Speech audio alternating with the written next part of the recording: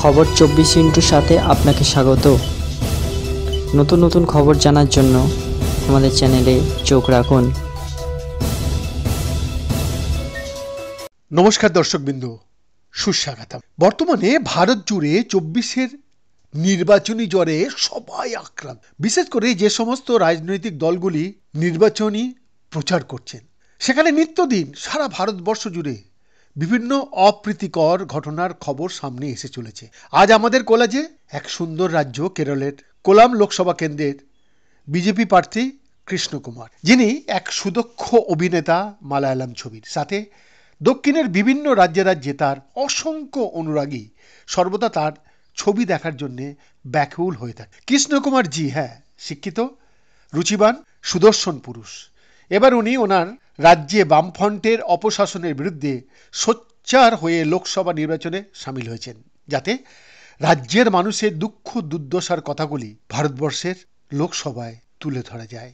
এহেন মানুষটাকে নির্বাচনী প্রচারের মাঝে বিরোধী দলের কিছু সমাজ বিরোধীরা একেবারে সানানো অস্ত্র দ্বারা চোখে আঘাত হেনে পরমপিতার অশেষ কৃপায় ওনার রেটিনা কোনো ক্রমে বেঁচে গেছে, যেটি ওনার চিকিৎসকদের বুলেটিনে বলা হয়েছে।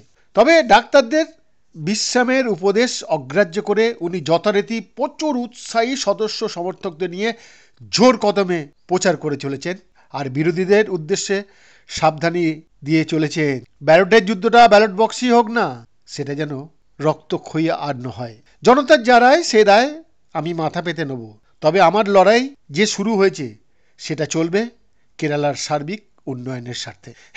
আমাদের বাংলায় 34 বছরের শাসনকালে বামফ্রন্টের যে হারমাত বাহিনী গ্রামগঞ্জ শহরতলিতে অত্যাচার চালাতো, ঠিক একই কায়দায় 24-এর নির্বাচনে হারার ভয়ে কেরালাতেও সেই একই ট্যাকটিক্স প্রয়োগ করতে দেখা যাচ্ছে। যাই হোক, আমাদের সমস্ত চ্যানেলের তরফ থেকে আরজি বন্ধ হোক, এখনই নয় এই মুহূর্ত থেকে, এবং অবিলম্বে রাজনৈতিক হিংসা।